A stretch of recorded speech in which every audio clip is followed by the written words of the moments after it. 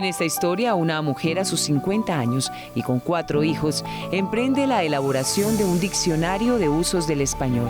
Piensa que tardará 6 meses, pero se le irán 15 años con sus respectivas noches.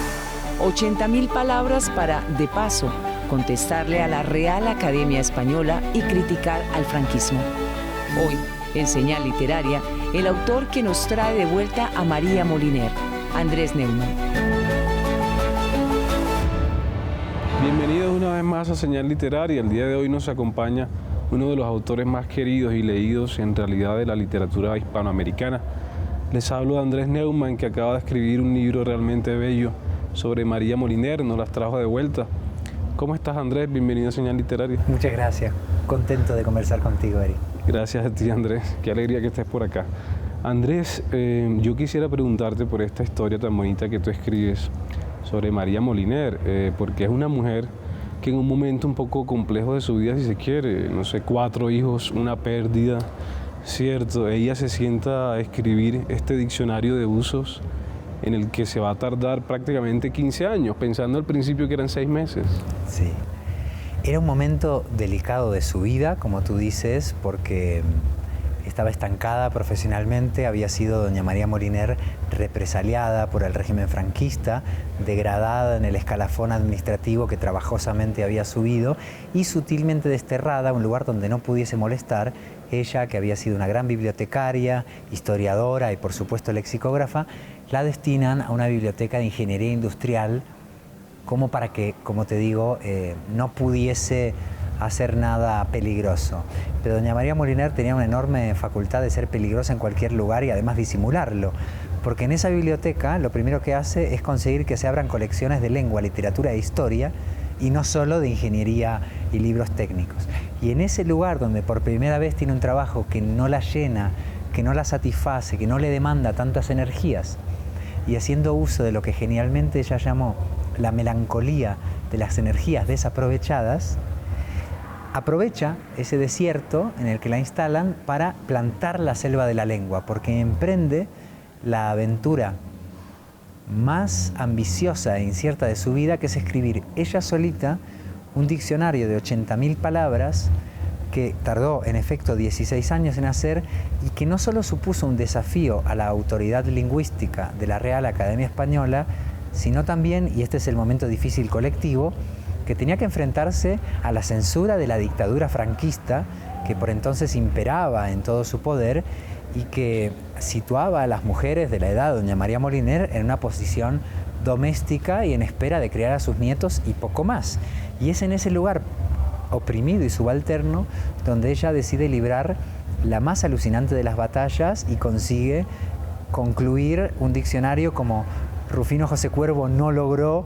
A la misma edad a la que Cuervo muere, María Moliner milagrosamente consigue concluir su diccionario, que era también un desafío como el de Cuervo a la presunta autoridad académica, y consigue publicar el que García Márquez calificó como nuestro diccionario más útil, más completo y más divertido. Y en efecto es un diccionario que, además de una enorme precisión léxica y una gran profundidad intelectual, es un diccionario generoso, emocionante y que cuenta sigilosamente la vida de su autora entre líneas.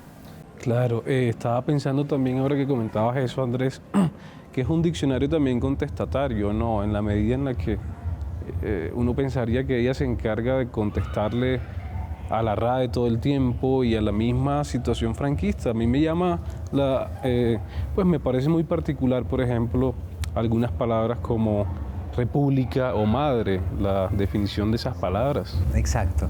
Sí, primero es un diccionario literalmente contestatario porque recupera el sentido rebelde del verbo contestar.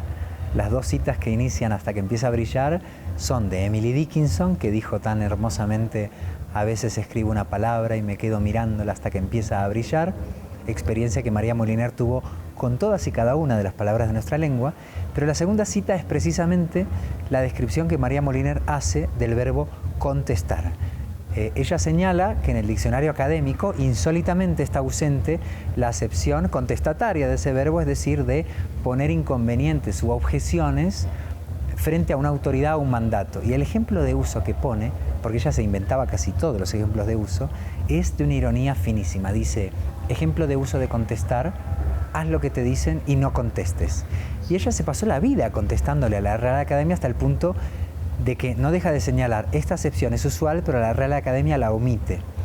Ahora bien, es un diccionario también que se tiene que enfrentar a una tarea doblemente imposible. Es imposible porque una persona sola, una mujer de 50 años, en los años 50, que se propone comenzar a escribir en su propia casa cientos de miles de fichas, sin extraviarlas, sin desordenarlas, sin volverse loca. Solamente ella pudo porque era una gran archivera, una gran bibliotecaria y una mente de una capacidad de cuestionar el orden y proponer otro más justo y más exacto, absolutamente prodigioso. Pero por si esto fuera poco, la otra misión imposible era que mientras necesitaba ser clara y precisa, menos retórica que la académica, mucho más al grano de las cosas, al mismo tiempo tenía que decir más, sugerir más de lo que decía, tenía que manejar las entrelíneas y las connotaciones para que el régimen no volviese a castigarla. Y entonces, ya que estamos ahora hablando de la libertad de los medios de comunicación y de la censura en los medios públicos, el verbo bloquear en María Moliner se define primero, aparentemente de forma inocente, interceptar algo para que no llegue a su destino, y pone dos ejemplos de uso, uno inofensivo y otro conflictivo. Dice interceptar algo, bloquear por ejemplo una pelota en un juego, en un deporte, o bloquear una emisión de radio. Esta estrategia la sigue doña María todo el tiempo.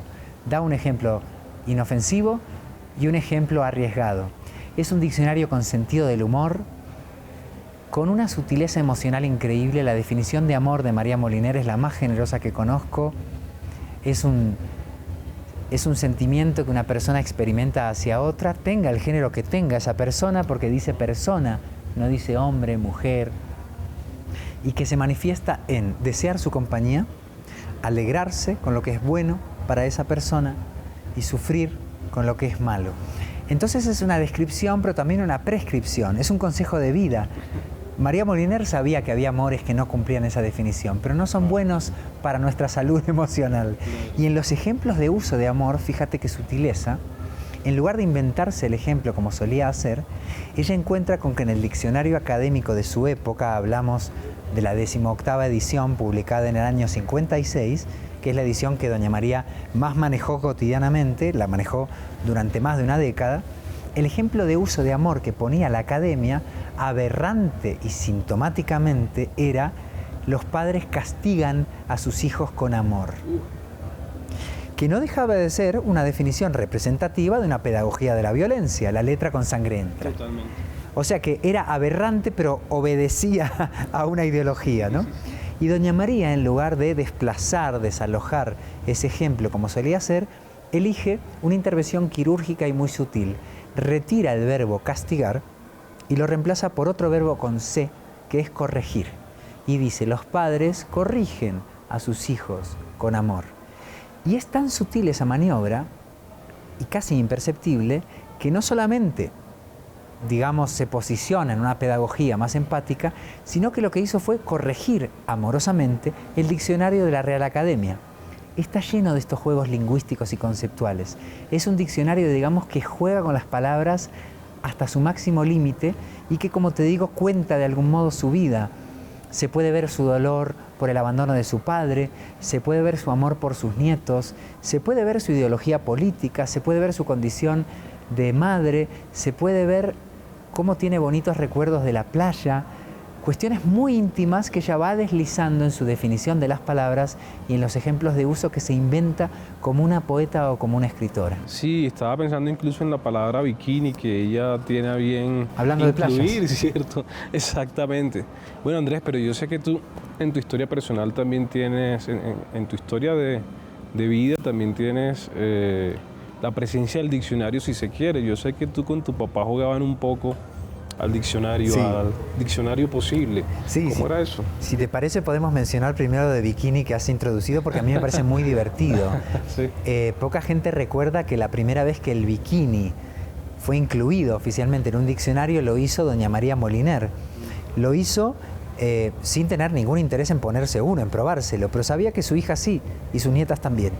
El bikini era una prenda prohibida por el régimen, evidentemente, por razones morales y de toda clase, pero que estaba ausente del diccionario, es decir, que había un pasadizo secreto entre las formas de vida y de poder político y la representatividad lingüística.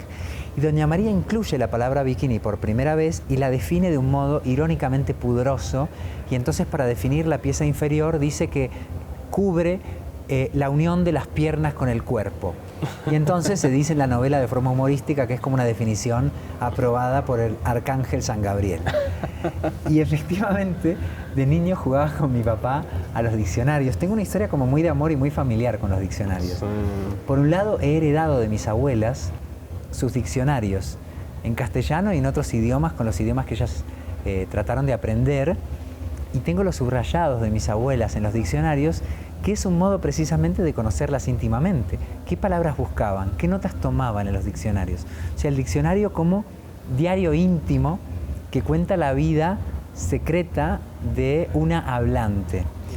Y en el caso de mi padre, él tenía un juego que recuerdo con mucho afecto de mi infancia, que era que cada jugador por turnos abría el diccionario, que solía ser el de la academia, y buscaba una palabra absurda que nadie conociese. Quien había elegido el diccionario tenía que hacer pasar la definición real por inventada, una definición tan inverosímil que no pareciera cierta, y el resto de jugadores que desconocían la palabra y su significado tenían que inventar una acepción lo suficientemente convincente como para que obtuviera votos. Se mezclaban las acepciones, las reales y las imaginarias, y la gente votaba. Y esta idea de que el diccionario es un acto de ficción, Sí. y que la lengua tiene que ver con nuestra creatividad y con nuestro espíritu lúdico, es algo que se me ha quedado siempre en el corazón, porque en su momento, de una forma no seria e importante como doña María Moliner, pero en efecto publiqué un diccionario que es un diccionario, digamos, literario, juguetón, satírico, que se llama Barbarismos, Ajá. palabra que precisamente en la lingüística viene a censurar un uso incorrecto, ¿no?, bárbaro del idioma, y que son como 1000 palabras definidas de forma satírica, cómplice, traviesa, ¿no? Y es verdad que desde siempre, por tanto, el diccionario me pareció como un género literario muy rico, ¿no? Porque un diccionario se propone repensar la lengua palabra por palabra, como haría la filosofía o la poesía. Bueno, de hecho, se cuestiona la sustancia de las cosas, como hace la filosofía. Es una obra con un estilo coherente y una estructura interna, digamos, interdependiente, como lo sería un ensayo o una novela, pero que leemos fragmentariamente, a saltos, como en la micronarrativa o como quizás un libro de poemas, ¿no? Y entonces me acordaba, fuera de cámara tengo que revelar que estábamos hablando de Roberto Bolaño. Ah, sí. Y el libro favorito de Roberto Bolaño, o al menos eso me dijo él, era La sinagoga de los iconoclastas, de Rodolfo Wilcock, gran traductor y escritor ítalo-argentino. En ese libro, La sinagoga de los iconoclastas, que es una especie de catálogo de vidas imaginarias en la tradición de Marcel Job, de Papini, etc., Sí. hay un cuento sobre un lexicógrafo loco que se llama Jules Flamart, creo, y que decide escribir un diccionario que nos enganche como lectores. Dice este lexicógrafo loco, quijotesco: el problema de los diccionarios es que los abres y no los sigues leyendo, no te atrapan, le falta trama. Hay que escribir un diccionario que desde la A hasta la Z lo podamos leer de un tirón. Entonces idea una trama alfabética absurda e imposible que nos lleva desde la primera palabra con A hasta la última palabra con Z. Bueno, este diccionario utópico e imposible de algún modo guió mi lectura del diccionario de María Moliner, que traté de leérmelo como una novela y ver qué tanto me contaba de la vida de su autora. Y para mi asombro, en efecto, se podía hacer una novela que contara la historia de amor de María Moliner con las palabras, y cómo toda su biografía, como archivera, como bibliotecaria, como docente, como inspectora de bibliotecas rurales, todo eso desemboca en el diccionario, y cómo el diccionario nos revela todos los rincones oscuros y desconocidos de su propia biografía. Claro, y también estaba pensando es que ella se tardó 15, 16 años en la construcción de este diccionario, 80.000 palabras por tomo, ¿cierto? Son 190.000 en total. No, son 80.000 en total, pero ahora total. son más porque han ido añadiendo póstumamente las palabras de uso común, o sea, internet, módem, imagínate esas palabras que ya no pudo conocer. Sí, ahora tiene casi 100.000. Y a ti te salen prácticamente 10 años de trabajo con 70.000 palabras. Tienes razón. Estuviste cerca. Ah, las contaste, tienes razón. No lo había pensado. Qué bueno. Claro. Sí, bueno, visto así, claro, 80.000 de ellas, 70.000 mías.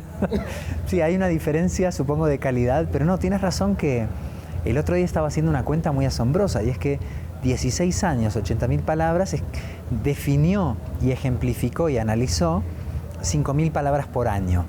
Esto te sale una cantidad disparatada de palabras por día, ¿no? Entonces ella vivía, habitaba la lengua, y al mismo tiempo, no contenta con haber dedicado sus últimas energías, sus últimos años de madurez a este diccionario increíble que conocemos como el Moliner, pero que se llamó alguna vez Diccionario de Uso del Español, cuando se jubila y le cuenta a su marido era un hombre sensacional, catedrático de física, un buen compañero, pero que ya estaba un poco desesperado porque doña María se fuera de vacaciones, viajar, en fin, ella vivía totalmente obsesionada con su misión, era una misión muy absorbente, como nos podemos imaginar. Entonces, cuando se jubilan ambos, ella le da la noticia de que ahora quiere corregir la segunda edición del diccionario. Y en una de las pocas entrevistas como esta que doña María concede, ella detestaba dar entrevistas, tenemos muy pocos minutos de su voz, estuvo a punto de convertirse en Federico García Lorca, de quien no tenemos un minuto de su voz. Bueno, de doña María tenemos muy poquitas frases, y una de ellas es la siguiente, dice, con una vocecita ya de anciana vulnerada, pero muy lúcida todavía, dice, bueno, yo pensaba que iba a tardar, como tú dijiste, ¿no? Sí, 2 o 3 añitos en completar mi diccionario. Al final me llevó pues más de 15, y si Dios me da salud, espero pasar los próximos 15 corrigiendo la segunda edición. Y claro, ya tenía nietos, Claro. no tuvo el tiempo de corregir la segunda edición, aunque dejó notas y correcciones que se trataron de seguir. Es decir, que era una mujer que tenía más planes que vida, más deseo que tiempo, y entonces, aparte de su genialidad intelectual, su belleza lingüística y su atrevimiento político, nos deja, creo, un legado como más del día a día, que tiene que ver con el vitalismo y con el compromiso con la propia pasión y la propia vocación, porque ella realmente se entregó en cuerpo y alma a aquello que amaba, que en su caso eran las palabras y los libros. Sí, no, estaba pensando, Andrés, creo que es algo que tú has mencionado, que ella posiblemente es la gran lexicógrafa de todos los tiempos y en todas las lenguas. Claro, porque a veces se dice la gran lexicógrafa de la lengua castellana, y mucho más de eso, ¿no? Conozco otro caso similar, una mujer que escribe un diccionario entero, ya de eso, una persona que escribe un diccionario entero, hombre o mujer, o del género que se quiera, es una empresa imposible de cumplir. Imposible. Ahora, que tú seas en una época que relegaba a las mujeres a un rol secundario, que fuese una mujer quien lo hiciera y que revolucionara la historia de los diccionarios de su lengua, y que llegase un siglo después a ser objeto de una conversación en una feria del libro en Bogotá, dudo que exista un caso similar en ninguna lengua, en ninguna época, por lo menos yo no lo conozco. Sí, totalmente. Y es entonces paradójico que esta mujer, que fue una verdadera heroína de la cultura y una verdadera militante de las posibilidades de nuestra lengua, haya quedado relativamente olvidada más allá de su diccionario. Tenemos en Colombia este clásico que termina diciendo, ¿no? Se lo tragó la selva, ¿no? Ah, sí, claro. Bueno, Braina. a María Moliner se la tragó el diccionario. Se Es la tragó poco el lo que diccionario. sabemos de ella, más allá de su diccionario. Incluso hay cosas que a mí me estremecieron, como que su padre, cuando la abandonó de niña, se fugó a Buenos Aires. Y yo no sabía ni eso. Y les pregunté a mis amistades de ahí, les dije, che, ustedes, gente que tiene el Moliner en su casa, ¿no? Periodistas, escritores, docentes, ¿ustedes sabían que el papá de María Moliner se fue en un transatlántico de Cádiz a Buenos Aires y no volvió más? Volvió. Y nadie lo recuerda. Es decir, es como si ella hubiera entregado tanto ese diccionario que hasta sin palabras se quedó, porque ella quedó desposeída de la lengua, se quedó afásica por una enfermedad degenerativa, es el gran misterio de un diccionario tan grande, tan grande, tan grande que devoró a su propia creadora. Eso me producía mucha curiosidad literaria también, ¿no? Claro, sí, totalmente. Y bueno, no sé, yo tenía otra cosa en mente, y es que ella quizás encontraba como cierto placer vengativo con sus contemporáneos, ¿no? Porque sentía como que había llegado tarde, tal vez, Sí. y le había tocado más difícil. Ella no es que le haya tocado fácil. No. Prácticamente desde los 12 años hasta los 70 años estuvo trabajando. 58, y si le agregamos lo que trabajó en la segunda edición, una vez jubilada, probablemente nos sale que trabajó toda la vida desde los 12 años hasta su muerte, ¿no? Una trabajadora incansable y una apasionada muy grande de su vocación. Yo creo que sí. El padre de María Moliner, que cumple una función fantasmagórica y conflictiva en su vida, como la de mucha gente, ¿no? La figura paterna, les deja una sola cosa a María, a su hermana Matilde y a su hermano Enrique: el mandato del estudio.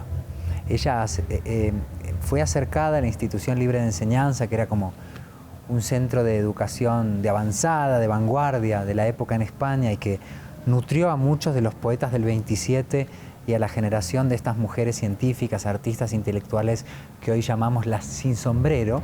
Ajá. Orbitaban en torno al ámbito pedagógico de la Institución Libre de Enseñanza. Bien, sí. Es esta institución a la que su papá la acerca antes de fugarse. Entonces María se queda huérfana y con el mandato de estudiar. Y lo que hace es estudiar para su padre, a pesar de su padre y contra su padre. Y estudia furiosamente. Y en efecto, como tú dices, ella, que tuvo que autofinanciarse los estudios y que entró en la universidad tarde y cuando se lo pudo permitir económicamente, termina la carrera un año antes que sus pares y con la mejor nota de su clase. Y esto no se explica solo desde la inteligencia, sino que había una especie de aplicación furiosa, había un dolor encauzado mediante el estudio, y también había una enorme conciencia de la precariedad y de la pérdida, de la posibilidad de la pérdida de nuestra vida y de la necesidad de ayudar a quienes no se podían permitir tener libros, tener unos estudios. Y por eso, como bibliotecaria, se pasó los años que la dejaron, hasta digamos el final de la Guerra Civil, fundando bibliotecas rurales y ejerciendo este oficio absolutamente novelesco que es el de inspectora de bibliotecas rurales, donde ella, cubriéndose de barro hasta aquí y viajando en coches que se rompían en mitad de la carretera y que había que empujarlos, iba a visitar, a supervisar y a cuidar cada una de esas bibliotecas que su equipo, el equipo de las misiones pedagógicas, había fundado. Iba a conocer el tejido familiar, veía cómo era el alcalde, los docentes, cómo eran esas familias, qué clase de infancia había en estos pueblos que eran mayoritariamente analfabetos. Claro. Es decir, que fue una persona que de algún modo siempre puso el cuerpo, el tiempo y la pasión en algo relacionado con las palabras, con los libros, con la divulgación de la educación. Andrés, pareciera que la pregunta que tú te haces en esta novela es si el diccionario de María Moliner no es en realidad una biografía secreta.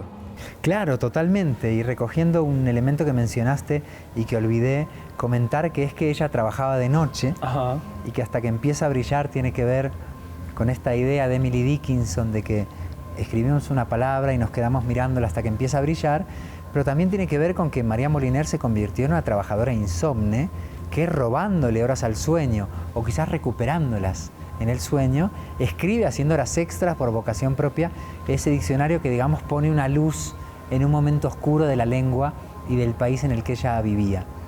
Claro que es una obra autobiográfica, porque si estudiamos su vida y después leemos su diccionario, como esa novela que imaginó este personaje de Wilcock, vemos que todo el tiempo ella nos está contando cómo recuerda a su padre, cómo quería a sus hijos y a sus nietos, qué opiniones políticas tenía.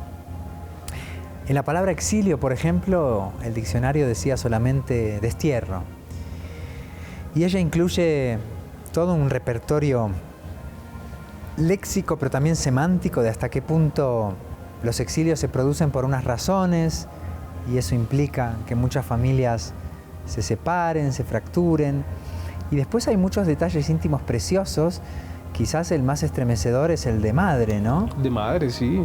Estábamos hablando hace un rato de nuestras madres, fuera de cámara. Claro. Estábamos hablando de la pérdida de una madre, que es una orfandad. Pero ¿qué pasa con la orfandad inversa de una madre cuando pierde a su hijo, ¿no? En Colombia tenemos, por ejemplo, el ejemplo de el libro de Piedad Bonet, Lo que no tiene nombre, llamado así porque en la mayoría de idiomas no hay una palabra para definir la orfandad inversa. Hoy han propuesto la palabra huerfilia, que es quedarse hueco de un filio, de un hijo, ¿no? Bien, pues María Moliner tuvo 5 hijos y perdió a la primera, que se llamó como ella, María. Entonces, su definición de madre, al contrario que el de la academia, que reducía la maternidad a una hembra paridora, omitiendo los cuidados, la crianza, pero también omitiendo que se puede parir a un hijo sin expelerlo, como decía la academia, o se puede adoptar un hijo sin parirlo. Es decir, que hay muchos tipos de maternidad que no consisten en un parto, digamos, llamado natural, ¿no? Las cesáreas ya existían en la época de María Moliner y sobre todo existían, y siempre han existido, gente que ha perdido a sus hijos. La definición de madre de María Moliner es más justa y más representativa y más generosa. Es simplemente madre, mujer que tiene o ha tenido hijos. Reemplaza hembra por mujer. Expeler o parir por tener. Sentido de que cada cual adquiere sus vínculos como la vida le permite, pueden ser biológicos, pueden ser elegidos, puedes maternar o paternar a las criaturas de tu pareja, tener. Pero incluye este pretérito que en el caso de María es autobiográfico y doloroso. Una mujer, en su caso, o un hombre si es un padre que pierde a su criatura, sigue siendo para siempre, sigue sintiéndose para siempre madre, igual que tú y yo nos seguimos sintiendo hijos. Totalmente. Entonces hay una cuestión ahí de deslizar con una maniobra lingüística sutil. Incluir un pretérito es hablarle a millones de personas que han tenido una experiencia traumática y que se pueden ver por lo menos nombradas y representadas en el uso de la lengua. Y todo esto y mucho más hizo María Moliner por este idioma tan querido en el que nos estamos comunicando. No, y que ella incluso prácticamente construyó un manual para la protección de las bibliotecas, ¿cierto? Exacto. Ahí tenemos a la Moliner lexicógrafa, que es una Moliner, por un lado, muy sofisticada en lo intelectual, pero muy afectiva y muy preocupada por el cuidado de lo cotidiano, de ahí que el primer significado de cuidar para ella sea pensar, porque la etimología de cuidar es cogitare, pensar en latín, pero como bibliotecaria hizo lo mismo. Escribió 2 textos. Uno, abstracto, ambicioso, administrativo y político, que era un plan para articular las bibliotecas de todo el país, cómo articular las bibliotecas pequeñas y grandes, rurales y urbanas, un plan que ha sido la guía de los mejores planes de bibliotecas de nuestros países actualmente, el llamado Plan Moliner, que fue un proyecto de ley. Pero el otro texto iba a las necesidades materiales y cotidianas pequeñas. Y está ahí donde está el libro que tú mencionabas, es como un opúsculo titulado Instrucciones para pequeñas bibliotecas, donde ella se ocupa de pensar cómo iluminar una biblioteca, cómo pueden ser los muebles, cómo diseñar las estanterías para que sean prácticas, fáciles de limpiar y no se quemen con un incendio o un bombardeo. Un bombardeo. Y donde hay incluso consejos para que no te desanimes si en tu empresa de divulgación cultural la gente no te escucha, ¿no? Decía, fíjate qué contemporáneo, ¿no? Decía, bueno, si la gente prefiere hablar de fútbol o de lo que escuchó en la radio, no te desanimes, es ahí donde está nuestra labor, ¿no? Entonces es un manual de ayuda bibliotecaria, pero también de autoayuda en la divulgación cultural. Entonces fue una mujer que se enfrentó a dificultades que continúan, la conciliación entre el cuidado familiar y el tiempo de trabajo. Uy, sí. Los problemas para pagar la vivienda en Madrid. Su familia se tuvo que ir de Madrid y volver al pueblo en Aragón porque no podían pagar el alquiler de su vivienda. Es decir, es una vida que prefigura muchos de nuestros conflictos y que mientras los diccionarios solo citaban a plumas ilustres, doña María se ponía a escuchar la radio o a leer la prensa y tomaba nota de los usos lingüísticos de los medios de comunicación para pensar hasta qué punto tenían que ser recogidos en el diccionario. Y esto ahora la Real Academia tuitea todo el tiempo sobre los usos mediáticos y doña María hizo eso y además ensanchó la pertenencia de la lengua, porque en el diccionario de María Moliner los hablantes no son solamente un comité de catedráticos o de expertos, sino que todo lo que ella escuchaba, frases en el mercado, en la familia, eran susceptibles de entrar en su diccionario. Claro. Entonces es un diccionario, digamos, que tanto en lo cultural, en el factor de clase, como en el factor geográfico, es un diccionario más incluyente, es un diccionario muy amado en Latinoamérica, y la razón es, primero, que ella venía de una familia muy consciente de que el español no se acababa en España, hasta el punto de que su hermana Matilde estudió historia latinoamericana y escribió asombrosamente una tesis sobre la independencia boliviana. Esa fue la hermana de María Moliner. Y doña María, aunque no estudió específicamente historia latinoamericana, está atravesada por dos cuestiones. La primera, y esto es muy bonito decirlo en Colombia, en los años en que termina, en que concluye su diccionario, son los años del boom. Ajá. Entonces es muy probable que leyera libros como Cien años de soledad, pero muchos otros, Rayuela, cuando España está mirando a Latinoamérica para salir de la claustrofobia y el provincianismo del régimen franquista, los libros que están entrando a renovar la lengua son los del boom, y son los años en que el diccionario de María Moliner termina de cobrar forma. Y lo segundo, por lo cual es un diccionario más hospitalario para cualquier hablante de Latinoamérica, es que doña María, aunque escribió su diccionario en Madrid, ella no era madrileña. Nació en Aragón, vivió en Madrid, se tuvo que volver a Aragón. Su primer trabajo fue en Castilla y León, cuna como del español antiguo, pero enseguida la destinan a Murcia, que es un español más parecido al sureño, al andaluz, y ahí conoce al padre de sus hijos, que era catalán, así que hablaba dos lenguas, y juntos se van a criar a sus 4 hijos a Valencia, donde también se hablaban 2 lenguas y un castellano distinto. Es decir, que cuando regresa a Madrid, ya en sus años de madurez, y emprende esta tarea quijotesca, desde la calle Don Quijote, número 1, de escribir su diccionario, ha sido una ciudadana nómada de su país, que ha escuchado distintos castellanos y que no tiene una norma centralista estricta. Y estoy seguro de que eso influye decisivamente en su carácter más abierto y de un español mucho más hospitalario y sensible a las diferencias. Bueno, y sin ser filóloga finalmente y sin tener un computador, ¿cierto? Que es lo que tiene que ver con la portada de estas estrellitas.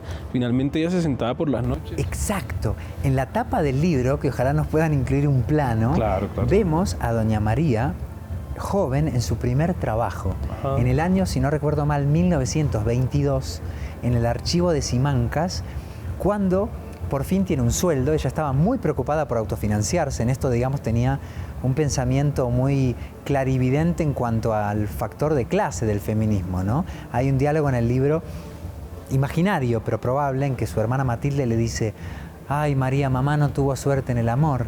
Y María le contesta: «Lo que no tuvo mamá es presupuesto en el amor». No le faltó suerte, le faltó presupuesto. Entonces doña María, antes de casarse, lo que estaba interesada era en tener un trabajo y un sueldo.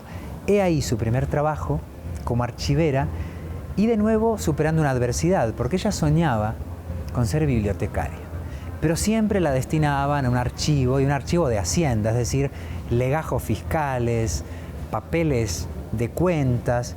Y ella, en lugar de desanimarse, o además de desanimarse, mejor dicho, se convirtió en una máquina de catalogar y de elaborar fichas. Sabiduría y oficio que le iba a servir mucho para elaborar un diccionario con cientos de miles de fichas hechos a mano. A mano.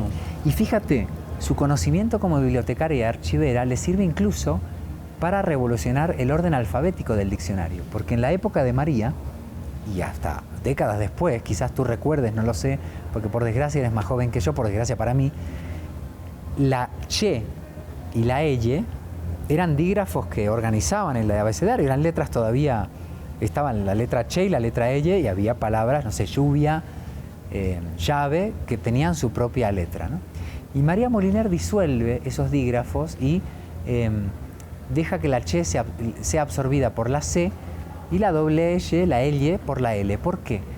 Porque a la hora de catalogar libros por orden alfabético, ella sabía que era un problema incluir letras que no existían en otros idiomas. Ajá. Si en francés o en inglés no se consideraban letras, la che o la doble L, era un problema incluir letras en el alfabeto, digamos, romano, que no existieran en otras lenguas, ¿no? Entonces ella toma la decisión práctica de suprimir la che y la doble L. Este criterio, que es propio de una bibliotecaria pero que aplica al diccionario, luego la academia lo sigue. Ella digamos, guió a la academia, a la que se enfrenta, en muchos criterios, contenidos y cambios que luego fueron materia de uso común. Y también revoluciona la vida diaria de la institución porque, bueno, fue nominada para ingresar en la Real Academia, lo cual fue prodigioso porque hablamos de una institución que durante más de 2 siglos y medio rechazó sistemáticamente el ingreso de las mujeres, Sí. la nomina formalmente, pero luego en la votación ella pierde. Y esta derrota de María Moliner, que es probablemente la persona individual que más hizo por la lengua castellana, el hecho de que no fuese admitida en la institución supuestamente encargada de velar por el idioma, causó tal escándalo y perplejidad pública que pocos años después la Academia no tuvo más remedio que incluir a la primera mujer en la institución y eligió para ello a una buena amiga de María Moliner, que fue la poeta Carmen Conde, y que había ella misma hecho campaña para que María entrase. Así que hay como una, digamos, moraleja colectiva de decir, bueno, una derrota individual puede contribuir a una causa colectiva, que en este caso era derribar la puerta de una institución que hasta entonces había sido excluyente y que no tenía, por ejemplo, un baño para mujeres. Cuando Carmen Conde ingresa en la academia, se encuentra con que no tiene un baño al que ir y tienen que construirle uno a ella sola, ¿no? Claro, patriarcal totalmente, ¿cierto? Bueno, Andrés, esta es una belleza del libro realmente. Tu búsqueda por María Moliner, tantos años dedicado a leerla y a buscarla en su propia vida, y gente que no se interesó necesariamente en eso que estaba pasando con ella. Pero yo también quería aprovechar para preguntarte por tu faceta paterna y por este libro tan bonito, Umbilical. Que nos cuentes un poco cómo te ha ido siendo papá. Claro, pasamos de la lengua materna y de la lengua de las madres a cuál es la lengua por construir de los padres, ¿no? Es decir, del vínculo que establecemos desde el nacimiento de nuestros hijos o incluso desde que sabemos que seremos padres. Digamos que nos faltan herramientas culturales, ¿no?, en nuestra tradición de educación como hombres para acercarnos al cuidado y a la crianza de manera abierta y emocionada. Tenemos como, bueno, conflictos, nudos, pasados complejos, ¿no? Entonces, cuando supe que sería padre, miré mi biblioteca y me encontré con pocos referentes que me contasen de los posibles goces, aprendizajes, conflictos que se abren cuando empezamos a paternar. Igual que, bueno, no hay muchas películas o canciones. De hecho, las pocas películas que hay que cuentan el vínculo entre un hombre y un bebé son películas cómicas que tienden a ridiculizar la situación, ¿no? O sea, 3 hombres y un bebé, ¿no? Es como que al final parece una cuestión ridícula y que contribuyen entonces a imposibilitar la idea de poder paternar de otro modo, ¿no? Entonces me puse a escribirle a mi hijo antes de que naciera, como una especie de carta donde trataba de imaginarlo como interlocutor y le contaba primero lo que yo me imaginaba de él, lo que recordaba de mi propia infancia, y después, una vez nacido, le fui contando lo que sabía que nunca recordaría. Había algo que a mí, más allá de si tenemos o no criaturas, me fascina mucho, y es que como especie, nuestros aprendizajes esenciales, lo que nos convierte en sapiens, nacer, echar a andar, digamos, convertirnos en bípedos, aprender a procurarnos el alimento, aprender a hablar, conocer el cuerpo y separarnos del cuerpo de nuestros cuidadores, todas esas experiencias cruciales nunca las recordaremos. Estamos destinados a olvidar los aprendizajes que nos convierten en humanos. Ajá.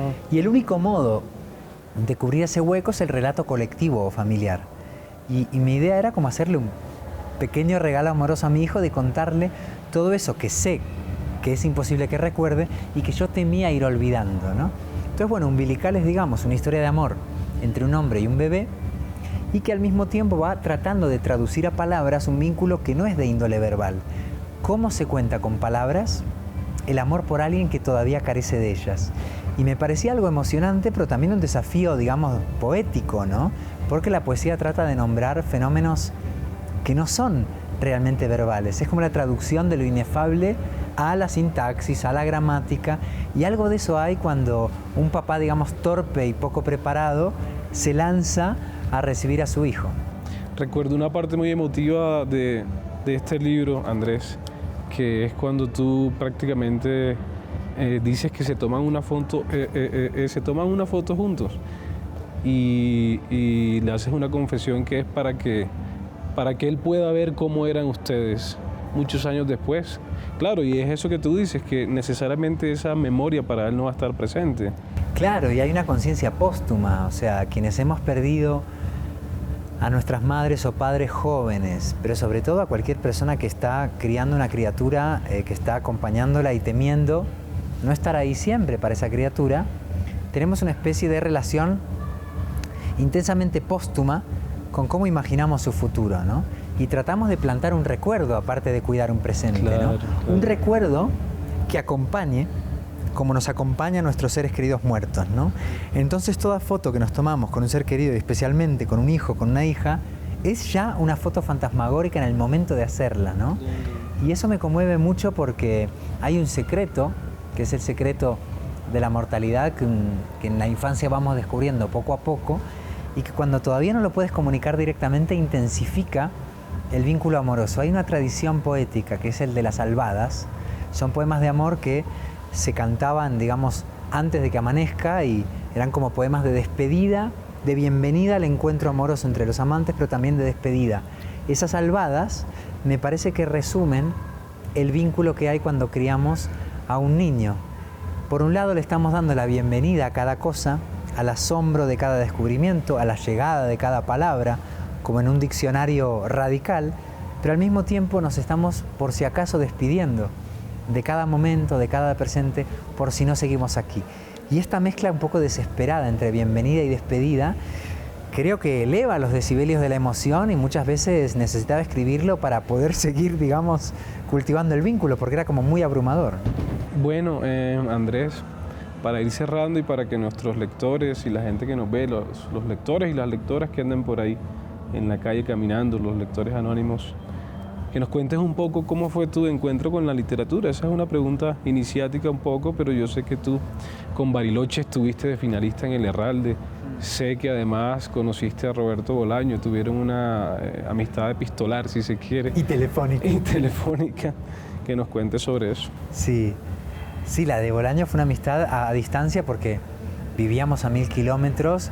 Yo no tenía, como la madre de María Moliner, ningún presupuesto para ir de Granada a Barcelona. Yo vivía en Andalucía, él en Cataluña, y lo vi una sola vez en mi vida, pero nos pasamos unos años escribiéndonos y llamándonos por teléfono, con lo cual nuestro vínculo era poderosamente verbal, porque los cuerpos no estaban, ¿no? Es decir, muy literario, y Bolaño era el conversador telefónico más fascinante que he conocido nunca. Realmente improvisaba la literatura por teléfono y era un adicto a la palabra, ¿no? Y recuerdo, todavía lo tengo caracoleando en mi oído, ¿no? Esa voz medio ronca y medio jocosa con la que hablaba, ¿no?